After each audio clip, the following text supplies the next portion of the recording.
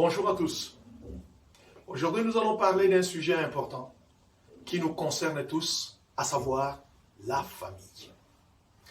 Vous voyez, bien-aimés, quand je pense à la famille, il y a une question qui me vient souvent à l'esprit.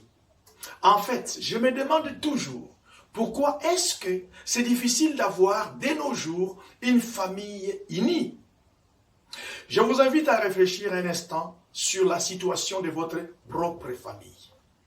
Pouvez-vous dire sincèrement que vous êtes une famille solidement unie? Si c'est le cas, eh bien, nous glorifions le Seigneur. Mais dans la plupart des cas, l'expérience nous a appris que les familles ont toujours des problèmes en leur sein. Et parfois, des gros problèmes qui empêchent à ce que les gens parlent le même langage, se soutiennent mutuellement, travaillent main dans la main ou qu'ils s'engagent dans un combat en vue de terrasser un ennemi commun comme la pauvreté, la précarité, les blocages dans la vie et autres fléaux qui détruisent ou freinent la vie des membres de la famille. Maintenant, réfléchissez un moment à ce qui suit. Pensez-vous que c'est un hasard si Dieu a voulu que l'homme puisse avoir une famille? S'il était vraiment bon pour une personne de vivre seule, pourquoi alors Dieu ne s'est-il pas limité à créer une seule personne? Vous voyez, bien-aimés, dans Genèse chapitre 2, verset 18, la Bible dit qu'après que Dieu ait créé Adam, il fit un constat en disant, il n'est pas bon que l'homme soit seul. Prenez un instant pour réfléchir à cette déclaration. Si votre Créateur qui connaît bien comment vous fonctionnez, vous, en tant que sa créature, dit qu'il n'est pas bon pour vous en tant qu'humain de vivre seul, pensez-vous que vous serez capable de lui prouver le contraire? À qui est-ce que profite selon vous le fait pour une famille d'être dysfonctionnelle ou désunie? À qui est-ce que profite le fait que votre famille soit rongée par des problèmes, des divisions, des querelles interminables, des haines, des jalousies ou des rancines? Pourquoi ne pouvez-vous pas comprendre que ce n'est pas un hasard si Dieu a voulu que vous formiez une famille ensemble avec ces gens contre qui vous êtes en opposition aujourd'hui? Croyez-vous que Dieu pourrait être vraiment fier de vous en voyant la manière dont vous vivez, vous qu'il a pourtant rassemblé à travers le lieu des sang? Ne dit-on pas que l'union fait la force? Pouvez-vous alors imaginer l'essor qui sera réservé à votre famille à partir du moment où elle choisit d'être divisée? Vous voyez dans Ecclésiaste chapitre 4 verset 12, la Bible dit que si quelqu'un est plus fort qu'un seul, les deux peuvent lui résister. Et la corde à 3 fils ne seront pas facilement. Pourquoi ne pourriez-vous pas alors former une corde à plusieurs fils dans le cadre de votre famille afin de pouvoir ainsi devenir encore plus fort et plus difficile à se rompre?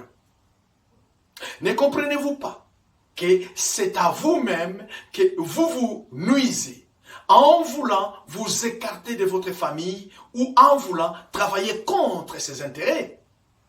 Comment espérez-vous pouvoir progresser dans la vie quand vous vivez en tension contre les gens qui sont censés constituer votre premier secours et votre première ligne de défense en cas de danger? Vous n'êtes pas plutôt censé travailler pour promouvoir votre famille, l'aider à se développer et veiller au bien-être de chacun de ses membres? N'avez-vous pas honte de vous comporter en traître par rapport à votre famille? Comment pourriez-vous vous retrouver en train de vouloir détruire cela même que vous êtes censé protéger? Comment pourriez-vous être fier de vous retrouver en train d'affamer et d'appauvrir ceux-là même que vous êtes censés nourrir, enrichir et protéger. Comment pouvez-vous vous retrouver en train de vous vendre votre famille par-ci et par-là avec des médisances, des critiques malsaines et des déclarations mensongères et être fier de vous? N'avez-vous pas vraiment honte d'être le traître des gens que vous êtes censés aimer et protéger? Pourquoi ne pouvez-vous pas simplement être une bonne personne pour les gens de votre famille? Que ce soit votre famille biologique, votre famille professionnelle ou votre famille spirituelle. Les gens ne sont-ils pas censés être heureux de vous avoir et de devoir compter sur vous? Vous voyez, en parlant de Jésus-Christ, la Bible dit que sa naissance était destinée à amener la chute des uns et le relèvement de plusieurs. C'est Siméon qui fit cette déclaration les jours où l'enfant Jésus-Christ avait été présenté devant lui. En réalité, c'est censé être toujours ainsi pour chaque personne qui vient à naître dans ce monde. Notre naissance est censée amener le relèvement de plusieurs, c'est-à-dire amener un plus dans la vie de plusieurs, et principalement dans la vie des gens de notre famille. C'est d'ailleurs la principale raison pour laquelle les gens sont très contents et font la fête quand nous naissons et pleurent amèrement les jours où nous mourrons.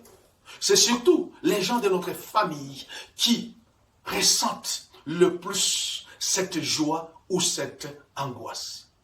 En fait, les jours où nous sommes nés, les gens de notre famille se sont mis à se réjouir énormément parce qu'ils se disaient au-dedans d'eux qu'un nouveau héros venait de s'ajouter dans la famille.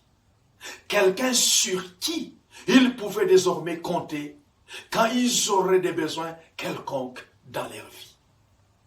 Mais est-ce toujours le cas?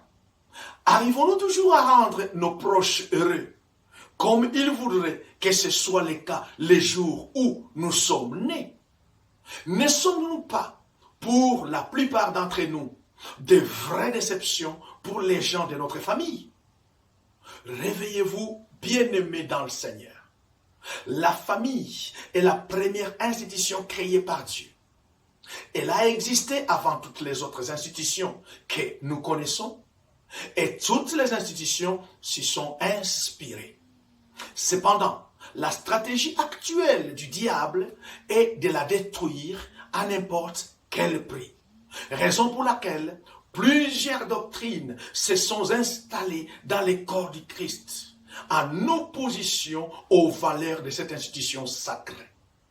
Au lieu de considérer la famille comme une force, le diable fait à ce que nous la considérons aujourd'hui comme une charge. Pourtant, dans 1 Timothée chapitre 5, verset 8, Paul nous dit clairement que celui qui ne prend pas soin de sa famille a renié la foi. Or, de nos jours, plusieurs messages, même dans les mouvements pentecôtistes, ne vont pas dans le sens de consolider la famille, mais plutôt dans celui de la fragiliser. Dans Romains chapitre 15, verset 1, la Bible dit que les forts soutiennent les faibles. Dans ce verset, Paul veut nous dire simplement que si nous soutenons les faibles, en réalité, nous nous soutenons nous-mêmes. Car, en tant que famille, nous formons une sorte de chaîne. Or, au sujet de la chaîne, il est dit que la force d'une chaîne est mesurée par rapport à la résistance de son maillon faible. Si un maillon manque alors, il n'y a plus de chaîne. Pourquoi être sauvé par la foi chrétienne si c'est dans le but de nous éloigner de notre famille? Bien-aimés dans le Seigneur, il est temps pour nous, en tant que chrétiens, de jouer enfin au sein de nos familles le rôle qui ressemble à la foi à laquelle nous disons que nous croyons. Il est temps pour nous de devenir des rassembleurs et des hommes ouins pour faire le bien. Merci de m'avoir suivi et à bientôt. Soyez bénis.